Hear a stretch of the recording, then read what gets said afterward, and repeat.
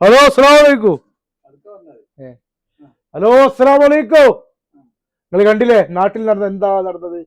എന്നോട് ജനങ്ങൾ പറഞ്ഞു എന്തുകൊണ്ട് നീ പ്രതികരിക്കുന്നില്ല. ഞാൻ പറഞ്ഞു ചില ജനങ്ങൾ തിന്നുന്നത് അന്നമല്ല തീട്ടമാണ്. ഞാൻ പറഞ്ഞു ജനങ്ങൾ നേരിട്ട് പറഞ്ഞു. കാരണം എനിക്ക് വിഷമമുണ്ട് ജനങ്ങളെ, എനിക്ക് വിഷമമുണ്ട്. നമ്മളിൽപ്പെട്ട ഒരു സഹോദരി ഒരു സഹോദരനെ കുടുക്കി ആത്മഹത്യയിലേക്ക് നയിച്ചു.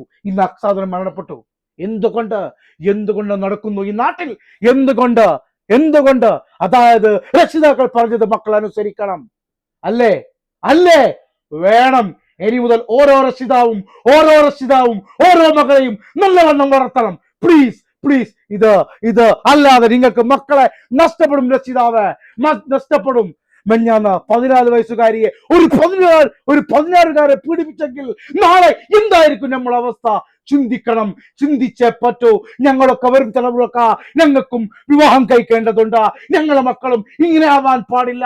അതുകൊണ്ട് ഓരോ രക്ഷിതാക്കളും മക്കളെ നല്ലോണം വളർത്തണം. പ്ലീസ് ഇത് മാക്സിമം ഷെയർ ചെയ്യണം ജനങ്ങളെ.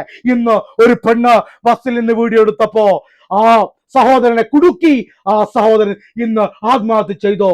ദയവ് ചെയ്ത ഇനി മുതൽ ഇങ്ങനത്തെ കേസ് ഉണ്ടാവാനേ പാടില്ല. Please maximum share. ഇതിന് ഓരോരുത്തരും പ്രതികരിക്കണം എന്ന് സ്വന്തം മുഹമ്മദ് ഇസ്മാൽ ചെയ്യുന്ന വീഡിയോ കിസീസിൽ നിന്നും ഒരു കൊടുവള്ളിക്കാരൻ. ഓക്കെ, അസ്സലാമു അലൈക്കും വറഹ്മത്തുള്ളാഹി തആല ജന്നത്തോ മഗ്ഫിറത്തോ.